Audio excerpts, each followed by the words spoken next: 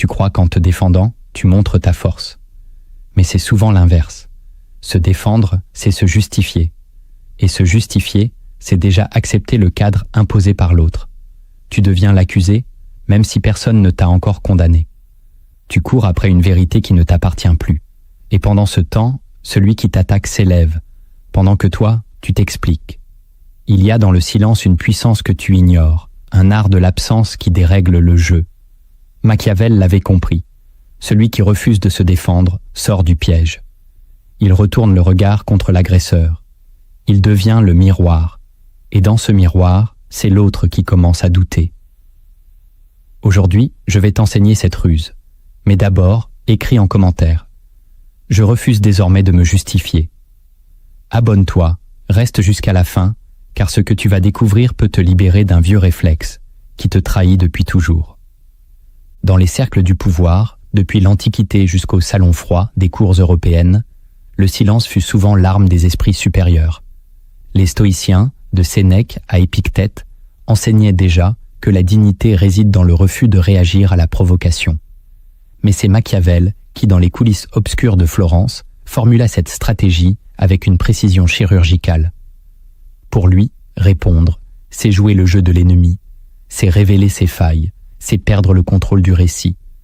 Pourtant, à notre époque obsédée par la transparence et l'instantané, ce savoir s'est perdu.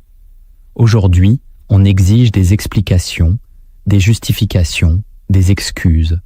On confond réactivité avec sincérité, défense avec intégrité. Ce glissement a fabriqué des foules vulnérables, livrées à la validation extérieure. Mais en réalité, celui qui ne se défend pas ne se soumet pas.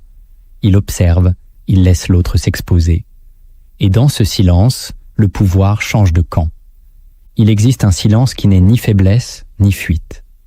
C'est une décision stratégique, une suspension volontaire du geste, une retenue plus tranchante que 1000 mots.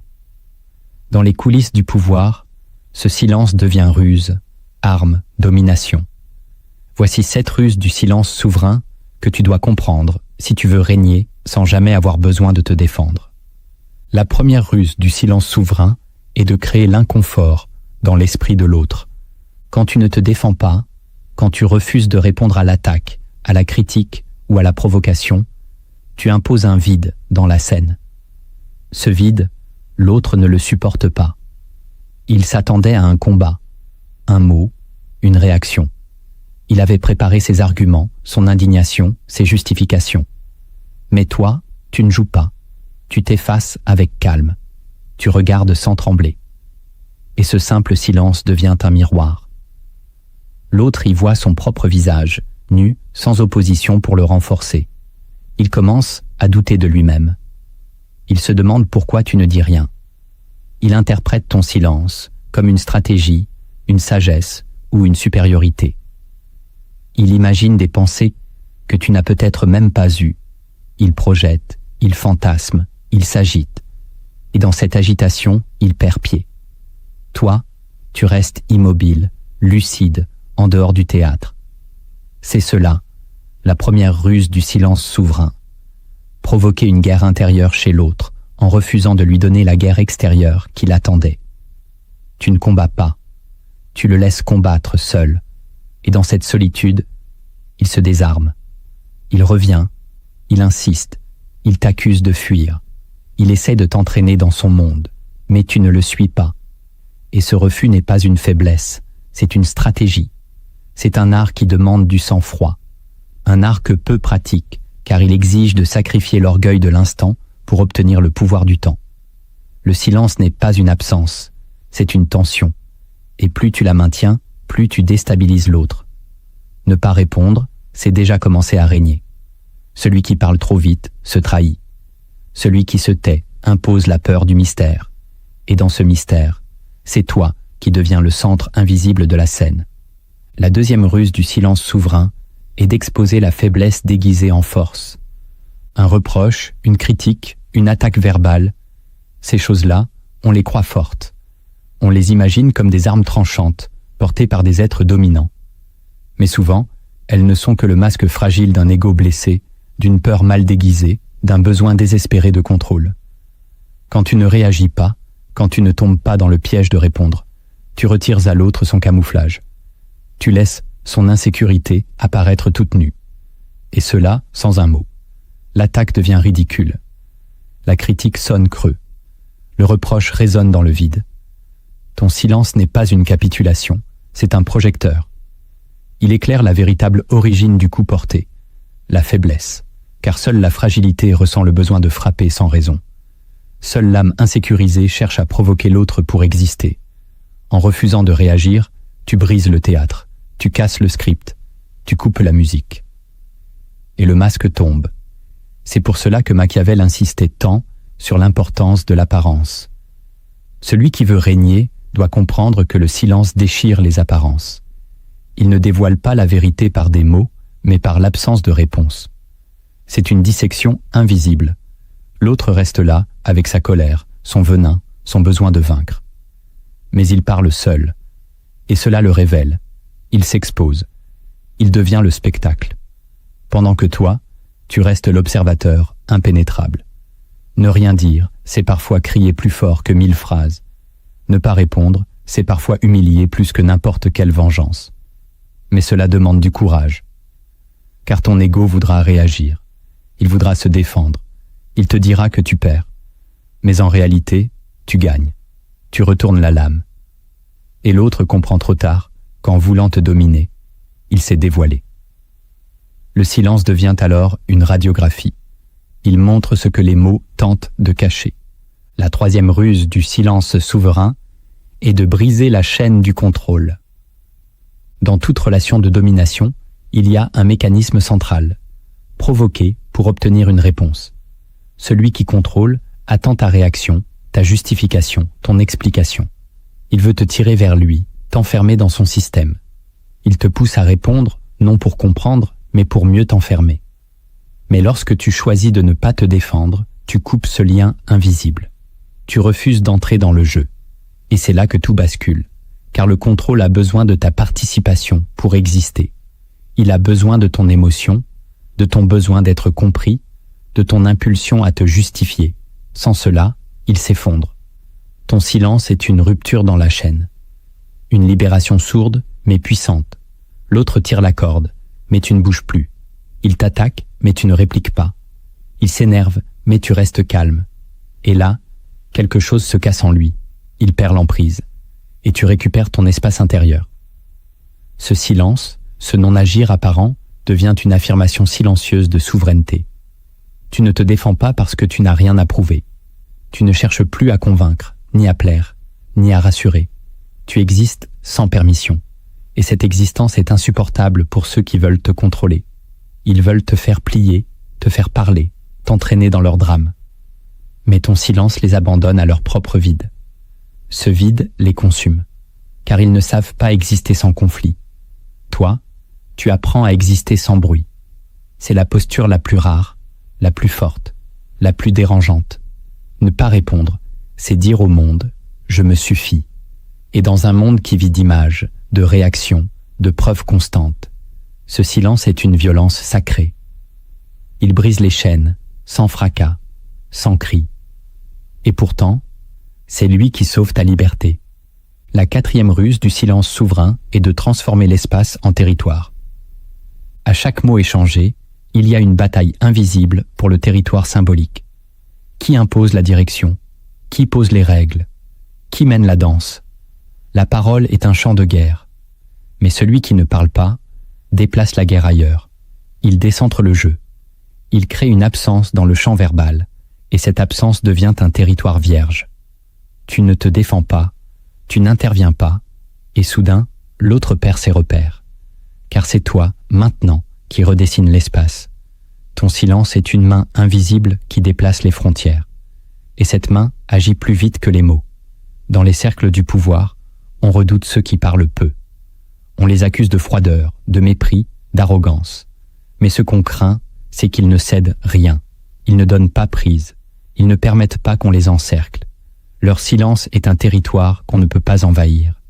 Toi aussi, tu dois apprendre cela. Ne te défends pas, et tu agrandis ton territoire intérieur. Ne te justifie pas, et tu refuses d'être colonisé. Chaque mot que tu retiens est une muraille que l'autre ne franchira pas. Et plus tu maintiens ce calme, plus tu deviens vaste. Tu ne combles pas les vides, tu les laisses parler. Tu n'éclaires pas les zones d'ombre, tu les regardes en silence. Et c'est là que la domination s'inverse. L'autre comprend qu'il ne te possède pas, qu'il ne te contrôle pas, qu'il ne t'atteint pas. Tu es devenu ton propre territoire. Et ce territoire n'a pas besoin d'être défendu. Il existe. Il est silencieux, mais il impose sa présence. Dans l'art de la souveraineté, le silence n'est pas repli. C'est une expansion, une conquête invisible de l'espace, sans armes, sans cris, mais avec une puissance que rien ne peut contenir. La 5e ruse du silence souverain est de créer l'illusion d'un désintérêt total. C'est peut-être la plus subtile et aussi la plus redoutable. Quand tu refuses de te défendre, quand tu regardes l'autre s'agiter, s'indigner, s'enflammer, sans répondre, tu lui renvoies une image insupportable, celle de son insignifiance. Tu lui retires ce qu'il cherchait le plus profondément, ton attention. Et dans un monde où l'attention est devenue une monnaie, refuser de donner la tienne est un acte de guerre. L'autre voulait être vu, entendu, reconnu dans sa supériorité ou dans son drame. Mais toi, tu regardes ailleurs, tu te retires, tu le laisses seul avec son feu, pendant que toi, tu marches déjà ailleurs. C'est cela, l'illusion du désintérêt total, feindre que l'autre n'existe pas, alors qu'en réalité, tu as vu, mais que tu as choisi de ne pas entrer. Ce choix est une gifle invisible. Et l'ego ne le supporte pas. Il va redoubler d'efforts, élever la voix, créer des scénarios, te prêter des intentions. Mais rien ne te bouge. Tu n'as pas besoin de prouver que tu t'en fiches, tu le vis. Ce détachement stratégique crée un effet miroir. L'autre devient obsédé, pendant que toi, tu restes indifférent. Et c'est dans ce déséquilibre que le pouvoir change de main. Car dans toute confrontation, celui qui a le plus besoin de l'autre perd. Et ton silence, ici, devient une épée invisible qui coupe toute dépendance. Refuser de répondre, c'est refuser d'être défini par l'autre. C'est décider de vivre selon une force intérieure. C'est dire « tu n'as pas le pouvoir de me troubler ». Et ce refus purifie ton espace. Il te rend intouchable. Car plus rien ne peut te faire sortir de toi-même si tu choisis de ne plus te défendre. La 6e ruse du silence souverain est de laisser l'autre tomber dans l'excès. Lorsqu'un affrontement débute, chacun teste les limites de l'autre. On cherche à provoquer, à pousser, à faire réagir.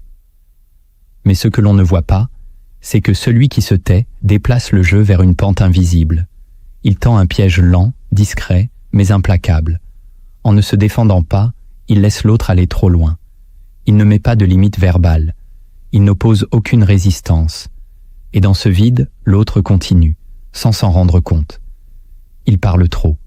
Il attaque plus qu'il ne le devrait. Il devient excessif et son excès le trahit. C'est une loi psychologique profonde. Privé de résistance, l'ego déborde. Il se surestime, il se dévoile, il oublie la mesure. Et c'est dans cette démesure que le masque tombe. L'autre révèle sa violence, sa fragilité, son injustice. Tout ce qu'il voulait cacher sort au grand jour. Et toi, sans rien dire, tu le laisses s'enfoncer. Tu ne le corriges pas, tu ne le confrontes pas, tu observes. Et ton observation silencieuse devient un miroir cruel. Elle le renvoie à son propre débordement. Plus il parle, plus il s'éloigne de la maîtrise. Plus il s'énerve, plus il perd l'équilibre. Et ce déséquilibre devient visible aux autres. Ton silence, ici, devient un révélateur public. Il met en lumière ce que la personne ne voulait pas montrer. Et tout cela sans que tu aies besoin d'argumenter. Tu as simplement attendu. Tu as maîtrisé ton besoin de riposte. Tu as choisi de ne pas te défendre. Et ce choix a permis à l'autre de se détruire par lui-même. C'est une stratégie ancienne que les plus grands tacticiens connaissent. Dans le silence, tu ne te rends pas. Tu prépares la chute de l'autre. Tu l'observes s'enivrer de sa propre agressivité jusqu'à ce qu'il devienne ridicule. Et quand il s'écroule, tout le monde comprend ce que toi, tu avais vu depuis le début. La vérité n'a pas besoin de bruit. Elle se révèle toujours, dans l'excès de ceux qui voulaient l'étouffer.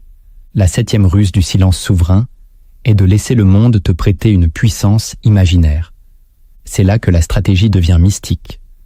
Lorsque tu ne te défends pas, que tu choisis le retrait au lieu du combat, tu deviens une figure opaque, une figure que l'on ne comprend pas.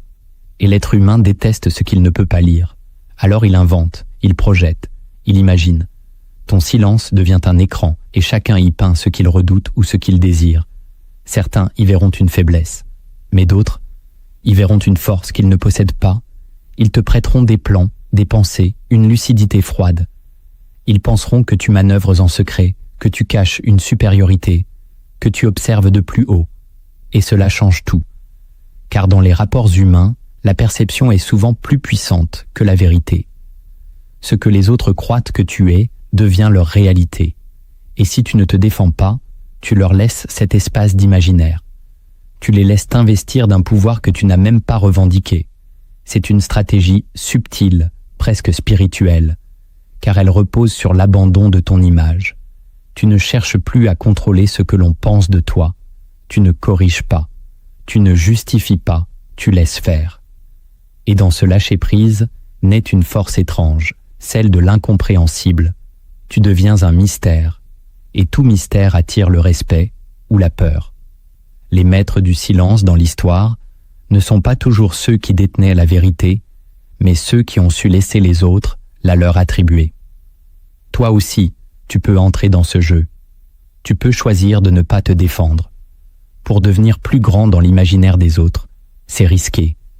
Mais c'est redoutable, car dans ce silence, tu deviens insaisissable.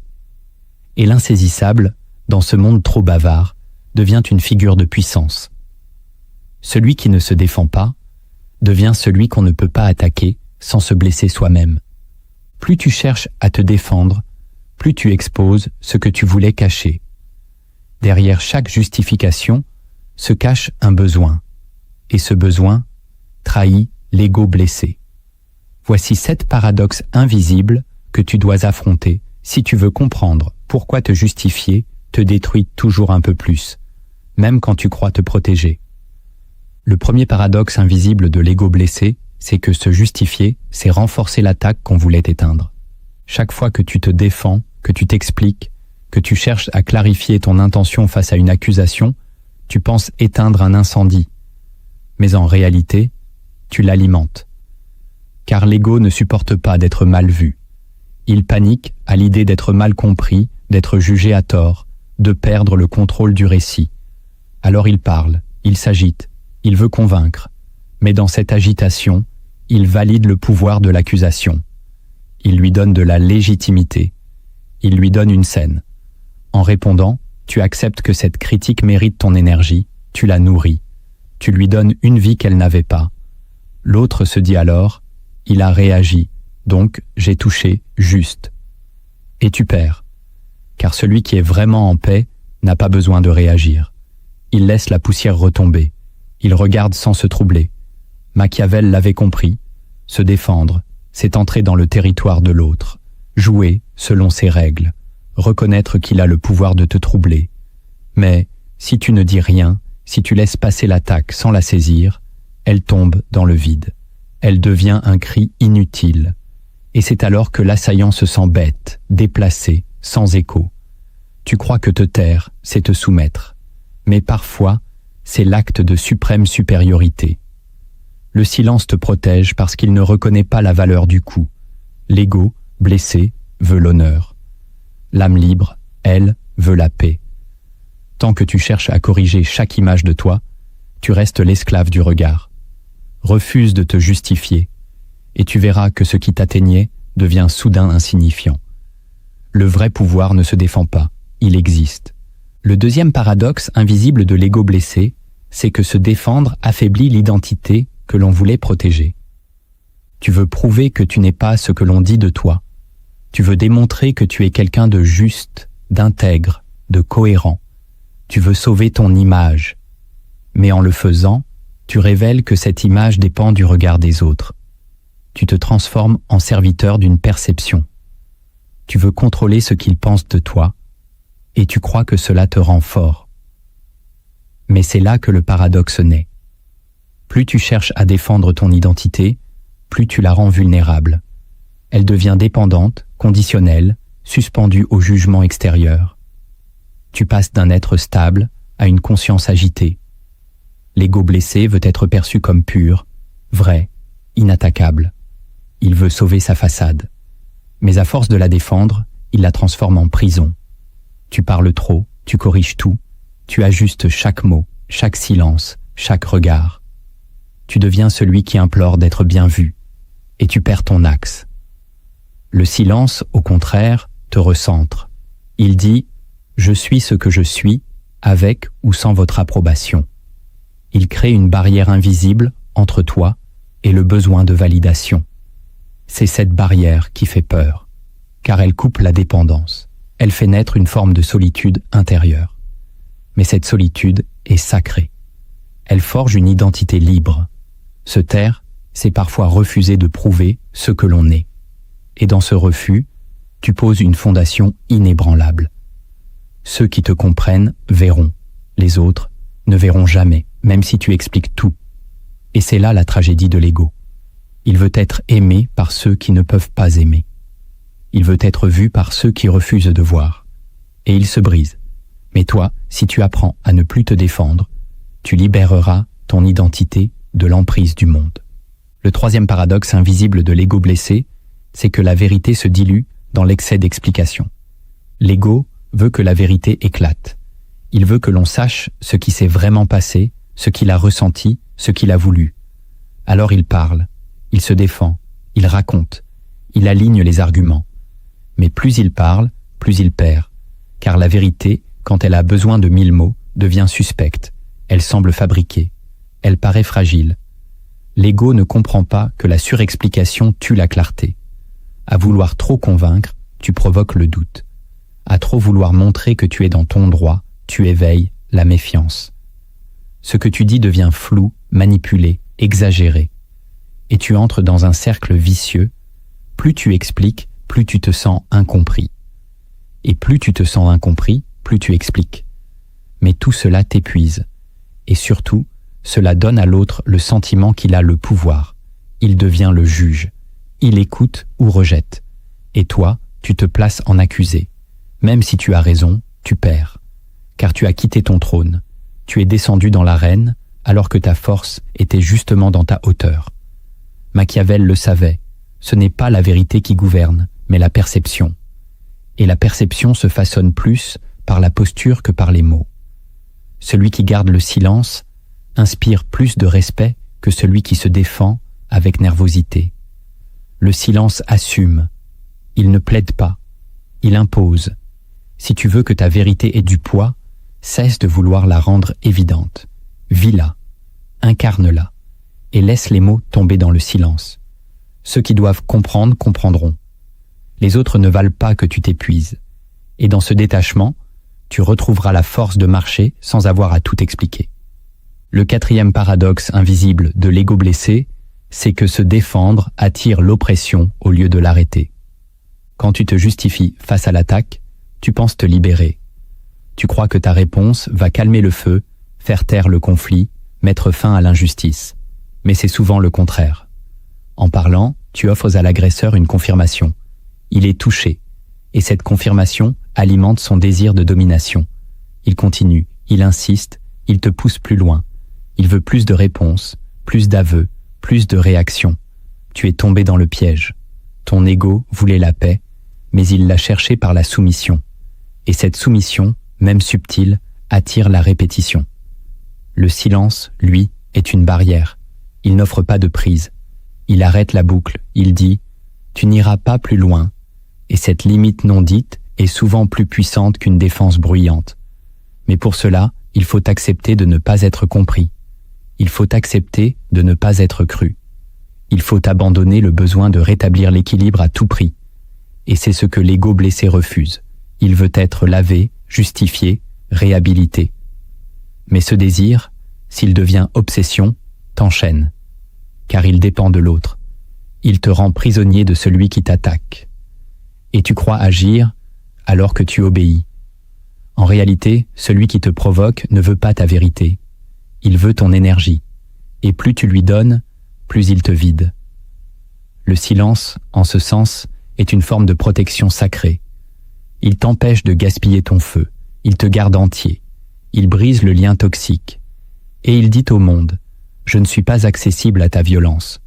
C'est ce détachement, ce refus, ce calme, qui finit par faire taire ceux qui t'oppressaient. Ils se lasseront, et toi, tu seras resté debout. Le 5e paradoxe invisible de l'ego blessé, c'est que vouloir être compris te rend dépendant de ceux qui ne te comprennent pas. Il y a en chacun de nous une soif d'être entendu, une faim ancienne d'être vu, reconnu, accueilli dans sa vérité. Mais cette faim, si elle n'est pas domptée, peut devenir une faille. L'ego blessé court après la compréhension comme un mendiant.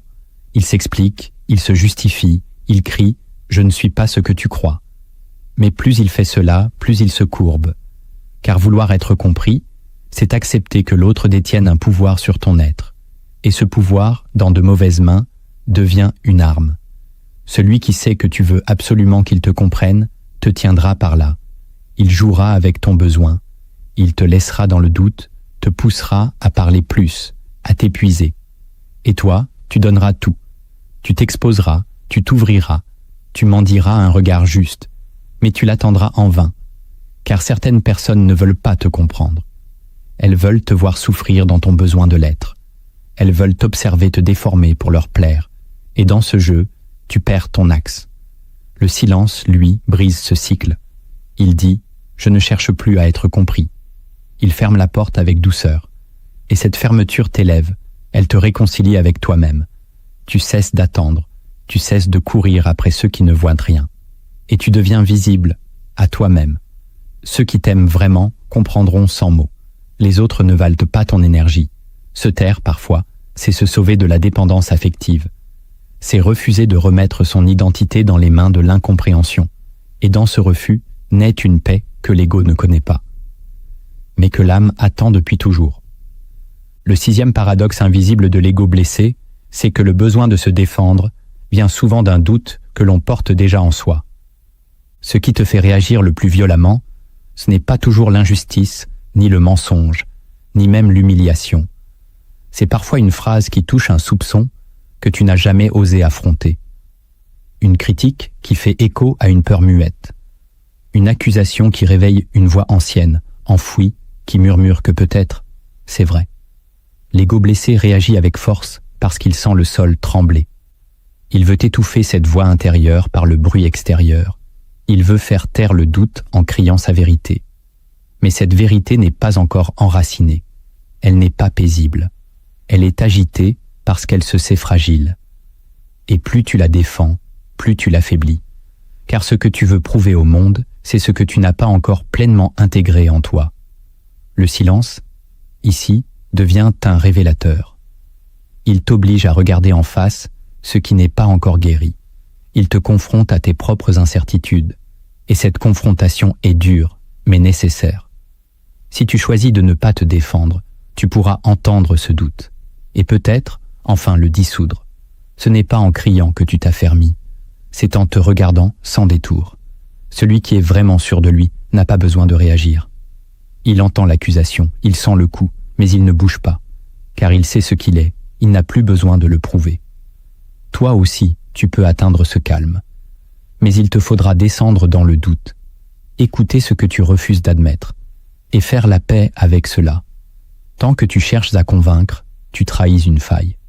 Mais quand tu choisis de te taire, de rester centré, de laisser les accusations mourir d'elles-mêmes, tu affirmes quelque chose de plus grand, ta réconciliation avec toi-même. Le 7e paradoxe invisible de l'ego blessé, c'est que le silence que tu redoutes contient précisément la guérison que tu attends. Tout au fond de toi, il y a un lieu qui ne cherche plus rien, ni reconnaissance, ni défense, ni vengeance. Ce lieu, c'est ton centre. Mais l'ego, blessé, éparpillé, coupé de sa source, redoute ce silence. Il croit que s'il se tait, il mourra. Il croit que ne pas répondre, c'est accepter d'être effacé, ignoré, écrasé. Alors il s'agite, parle, se bat. Il lutte pour prouver qu'il existe. Mais c'est précisément dans ce vacarme que l'oubli s'installe. Car plus tu t'agites, plus tu t'éloignes de toi, plus tu cries, plus tu deviens flou, tu cherches à te sauver et tu te perds. Le silence, lui, est ce vide sacré où tout revient à sa place. Il est l'espace où tu n'as plus besoin d'exister aux yeux des autres, parce que tu te tiens debout en toi-même.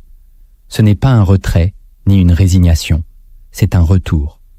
Un repli stratégique qui te ramène à l'essentiel. Quand tu choisis de ne plus te défendre, tu entres dans ce silence. Tu goûtes à cette paix étrange, inconfortable au début, mais profondément régénératrice. Tu acceptes de ne pas corriger l'image. Tu laisses les autres penser ce qu'ils veulent. Et c'est là que la magie opère. Tu redeviens maître de toi. Tu récupères l'énergie que tu donnais à l'extérieur. Tu te réappropries ta lumière. Le silence devient alors guérison. Non pas parce qu'il t'isole, mais parce qu'il te recentre. Il te libère de la guerre psychique. Il te sort de l'arène. Et dans ce retrait, tu découvres que tu n'avais rien à prouver, que tout ce que tu cherchais à défendre n'était qu'un masque. Le silence t'invite à le retirer, à ne plus être pour convaincre, mais à être simplement. Et dans cette présence nue, commence enfin la vraie liberté. Le silence n'est pas une posture passive, c'est une discipline active. Il exige une force mentale, une lucidité émotionnelle et une maîtrise de soi qui ne s'improvise pas. Voici 7 techniques de souveraineté intérieure qui t'aideront à désactiver le besoin de te défendre et à incarner un calme si profond qu'aucune attaque ne pourra t'en déloger. La première technique de souveraineté intérieure consiste à créer un espace de non-réaction pendant 24 heures. Chaque fois que tu ressens une attaque, une critique ou une injustice, ton premier réflexe est de répondre. L'ego blessé veut parler tout de suite. Il veut rétablir la vérité, corriger l'image, se défendre. Mais ce réflexe est précisément ce qui t'enchaîne, car en répondant trop tôt, tu ne réagis pas depuis ta sagesse, mais depuis ta peur. C'est pour cela que tu dois instaurer une règle sacrée. Je ne réponds pas avant 24 heures. Cette pause volontaire est un acte de souveraineté. Elle te permet de reprendre le contrôle de ton esprit. Pendant ces 24 heures, tu ne réprimes pas l'émotion, tu l'observes. Tu ressens le feu, la colère, l'envie de crier. Mais tu ne cèdes pas. Tu accueilles tout cela comme un visiteur temporaire. Et tu laisses passer la tempête. Ce que tu verras, c'est que la majorité des attaques perdent leur force avec le temps. Ce qui te semblait vital de défendre devient soudain insignifiant. Ce qui t'avait blessé devient un simple souvenir. Cette technique t'enseigne à ne plus vivre au rythme de l'extérieur. Tu cesses d'être une proie émotionnelle. Tu reprends ton centre. Tu peux écrire ta réponse si tu veux, mais ne l'envoie pas. Relis-la 24 heures plus tard. Et souvent, tu verras que tu n'as plus envie de l'envoyer. Cette discipline te construit. Elle te rend opaque aux manipulations. Elle développe en toi une gravité, une densité intérieure que rien ne peut acheter. L'ego veut l'immédiateté, mais l'esprit souverain choisit la lenteur. Tu deviens imprévisible et donc intouchable. Celui qui agit toujours dans l'instant est lisible, vulnérable. Celui qui choisit le silence temporaire devient une énigme. Et dans cette énigme, tu t'élèves. Ce n'est pas fuir, c'est régner depuis le dedans, avant d'agir dehors. La deuxième technique de souveraineté intérieure est de rediriger l'énergie défensive vers un acte constructif immédiat. Lorsque tu es tenté de te défendre, ton énergie monte. Tu sens une chaleur intérieure, une tension mentale, une pulsion verbale. Cette énergie, tu peux soit la gaspiller en explications inutiles, soit la transmuter. Et cette transmutation, c'est un art. Chaque fois que tu ressens l'envie de répondre, de corriger, de justifier, fais autre chose. Mais pas n'importe quoi. Choisis un acte qui construit ton monde. Va t'entraîner, écris une page, termine une tâche repoussée, lance un projet, appelle une personne qui te fait grandir. En bref, transforme l'énergie défensive en énergie créative. Car ce que l'ego ne comprend pas, c'est que la blessure est une force mal orientée. Elle te donne une puissance, mais si tu l'utilises pour mendier l'acceptation de l'autre, tu la perds. Si tu l'utilises pour te bâtir, tu te renforces. C'est cela, la véritable maîtrise. À chaque critique, au lieu de répondre, demande-toi: Quel acte constructif puis-je poser maintenant? Et fais-le, sans discuter, sans attendre que l'émotion passe. Tu entres dans le mouvement, tu crées, tu affirmes, et à travers cela, tu te purifies. Car tu quittes la dépendance au regard extérieur pour retourner à ta mission intérieure. L'énergie que tu aurais gaspillée devient un matériau de construction. Et peu à peu, les attaques glissent sur toi. Elles deviennent du carburant. Tu ne t'uses plus. Tu avances. L'autre te voit t'élever pendant qu'il attend ta réaction. Et c'est cela la meilleure réponse. Ton progrès silencieux. Celui qui t'accuse reste figé. Toi, tu bâtis. Il attend des mots. Tu poses des pierres. Et c'est ce silence productif qui deviendra ta puissance. C'est ainsi que tu renverses la logique du monde. Tu ne combats pas l'ombre. Tu allumes une lumière. Et tu continues ton chemin. La troisième technique de souveraineté intérieure est de pratiquer la visualisation de ta propre intouchabilité. Avant d'affronter un environnement hostile, une conversation difficile ou même une journée chargée de tension, assieds-toi. Ferme les yeux. Respire lentement et visualise une scène. Tu es au centre d'un espace lumineux, calme, immobile. Tout autour de toi, les accusations volent, les mots tranchants fusent, les regards jugent. Mais rien ne te touche. Tu es comme une montagne entourée de vent. Les paroles passent, mais tu restes debout. Tu entends tout, tu vois tout, mais tu ne réagis pas.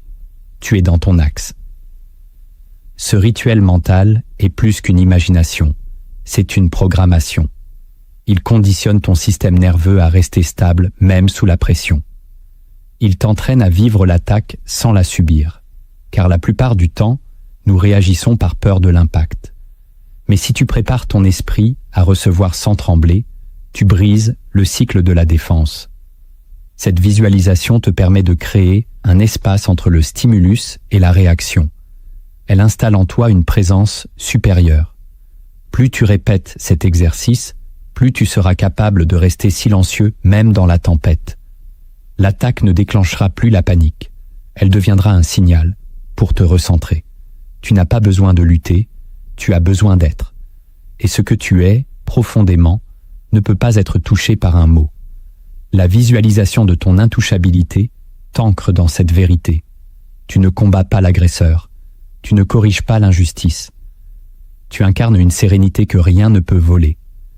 Et cette incarnation change tout. Elle modifie ta posture, ton regard, ton rythme intérieur. Elle t'élève au-dessus du conflit. Ce n'est pas de l'arrogance. C'est une forme sacrée de paix active. Une paix que tu peux cultiver chaque matin. La quatrième technique de souveraineté intérieure est d'écrire une lettre que tu ne remettras jamais. Lorsque l'émotion est trop forte, que tu ressens le besoin irrépressible de te défendre, de rétablir la vérité, de vider ton cœur, ne parle pas. Prends un stylo, ouvre une page blanche et écris tout, sans filtre, sans retenue, sans chercher à faire beau ni juste. Déverse, raconte, explique, pleure s'il le faut. Mais ne donne cette lettre à personne. Cette pratique est un exutoire sacré. Elle te permet de libérer l'émotion sans te trahir. Car la parole publique, elle, enferme. Elle peut être utilisée contre toi. Elle devient un acte irréversible. Tandis que l'écriture intime est un feu secret. Tu poses ton fardeau sur la page. Tu le sors de toi. Et quand tu as terminé, tu la lis. Puis tu la brûles ou tu la gardes, mais tu ne l'envoies pas. Ce silence gardé devient ta force. Il ne dit pas que tu n'as rien à dire. Il dit que tu n'as plus besoin d'être entendu. Il te permet de digérer la douleur sans en faire un théâtre. Tu passes de l'expression à la transmutation. Tu alchimises la colère. Cette lettre devient un miroir. Tu y vois ce que tu veux encore prouver. Tu y vois ce qui, en toi, n'est pas encore libre. Et tu travailles cela, en silence, en secret. Cette technique est une hygiène mentale. Elle évite les réactions impulsives. Elle protège ton image. Elle t'enseigne à garder pour toi ce qui ne mérite pas d'être exposé. Ce n'est pas de la censure. C'est une forme de respect. Pour toi. Pour ton chemin. Et à force de pratiquer cette lettre muette, tu découvriras que tu n'as plus besoin d'écrire. Car ce que tu voulais défendre s'est dissous dans la lumière intérieure. La cinquième technique de souveraineté intérieure est d'observer ton souffle au lieu d'observer l'autre. Quand tu es attaqué, critiqué, mal interprété, ton réflexe naturel est de scruter l'autre. Tu veux comprendre pourquoi il te parle ainsi, ce qu'il pense, ce qu'il veut, ce qu'il prépare. Tu sors de toi. Tu orientes toute ton attention vers l'extérieur. Mais ce mouvement te rend vulnérable. Il te coupe de toi-même. Il t'entraîne dans le théâtre de l'autre. La souveraineté commence quand tu refuses ce déplacement. Quand tu choisis, au contraire, de revenir à ton souffle. Inspire. Expire. Reste là. Sens ton corps. Sens la vibration intérieure. Entends les mots de l'autre, mais ne les laisse pas te happer. Observe ton souffle. C'est lui ton bouclier. Il te garde vivant. Il te garde centré. Il te rappelle que rien ne mérite que tu quittes ton axe. Cette technique simple est redoutable, car elle te sort du réflexe défensif. Elle t'empêche de te justifier. Elle t'offre un refuge immédiat, accessible partout.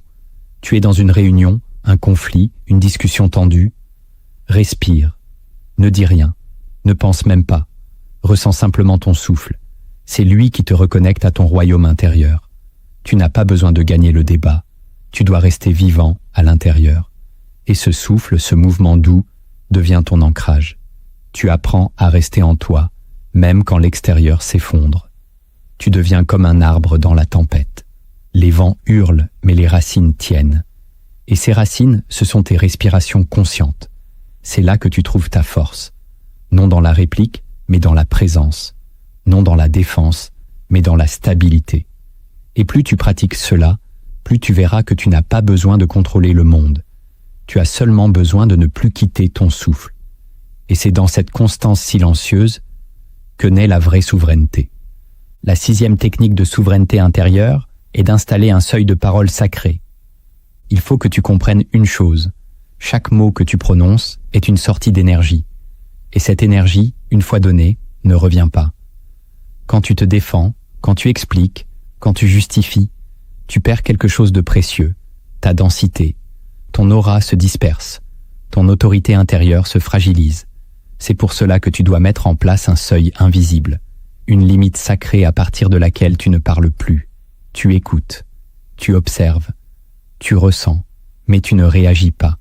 Ce seuil, tu le poses en toi comme une ligne que tu refuses de franchir. Dès que tu sens monter en toi l'envie de te justifier, de corriger l'image, de rectifier une phrase, tu te retires en silence, tu respires, tu attends. C'est dans ce recul que naît ton pouvoir. Tu ne donnes plus ta parole à tout. Tu ne réponds plus à n'importe qui. Tu ne réagis plus au premier signal. Et ce silence que tu t'imposes devient ton trône. Il dit « Je ne me défends pas car je n'ai rien à prouver ». C'est une posture de rareté. Celui qui parle tout le temps s'use. Celui qui parle peu devient précieux. C'est une stratégie mentale, mais aussi une hygiène de l'âme. Tu protèges ton souffle. Tu sanctifies ton verbe. Tu transformes ta parole en offrande, non en réflexe. Ce seuil n'est pas un mur, c'est une porte. Une porte que toi seul peux ouvrir. Et plus tu la gardes fermée face à l'attaque, plus les autres apprennent à respecter ton silence. Ce respect naît de ta constance. Il grandit dans ton absence de justification. Il s'enracine dans ton mystère. Et c'est là que la souveraineté devient visible. Quand tu parles, c'est un choix. Quand tu te tais, c'est une décision. Rien n'est arraché. Tout est offert, depuis un lieu que personne ne peut atteindre.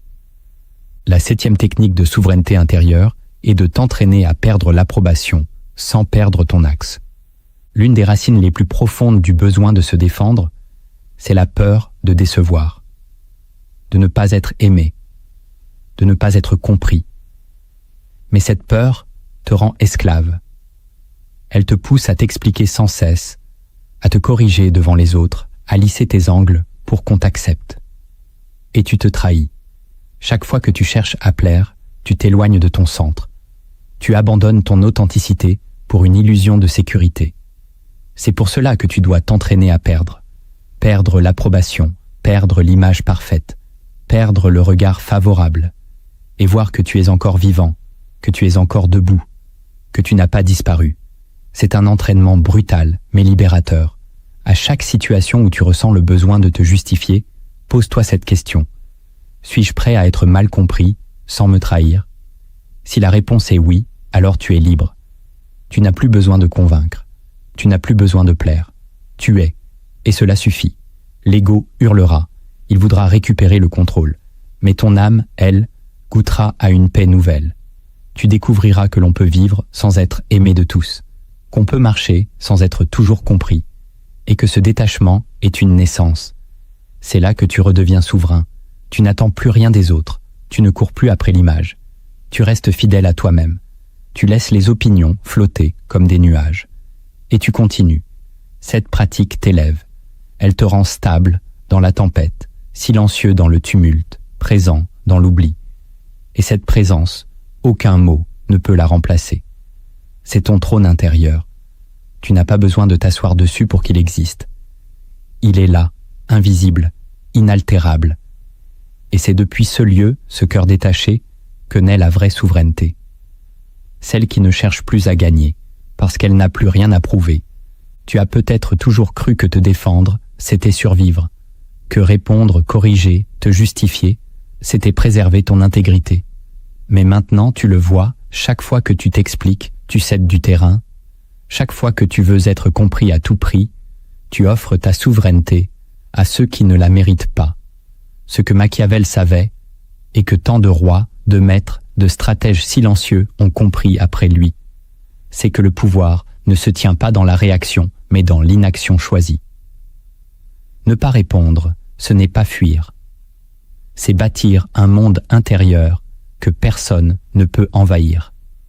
C'est sortir du jeu de ceux qui veulent te manipuler par les mots, te piéger par les accusations, te contrôler par l'attente d'une réponse. Se taire, c'est parfois crier plus fort que tous les discours. C'est regarder l'autre s'enfoncer dans son propre théâtre, pendant que toi, tu restes debout, sans jouer. Le silence souverain est un art. Il ne se décrète pas. Il se cultive. Il exige de l'endurance, du courage, une présence à soi constante. Tu devras perdre des regards. Tu devras supporter d'être mal interprété. Tu devras accepter de ne plus rien expliquer, même quand tu sais que tu as raison. Et c'est là que le vrai respect commence. Car les autres sentent quand tu ne joues plus, quand tu n'as plus besoin de convaincre, quand ton regard reste fixe, ton souffle calme, ton corps immobile. Ils sentent, et ils reculent, car personne ne peut dominer celui qui ne cède plus. Alors souviens-toi, la souveraineté ne se crie pas, elle se vit, et si tu veux marcher dans cette voie, ne cherche plus à défendre ton image. Travaille ton axe, retiens ta langue, retiens ton feu, et offre au monde un silence si plein qu'il devienne ton dernier mot. Ne te défends jamais, car celui qui ne se défend plus devient inexpugnable, insaisissable, intouchable. Il ne mendie plus sa vérité, il l'incarne.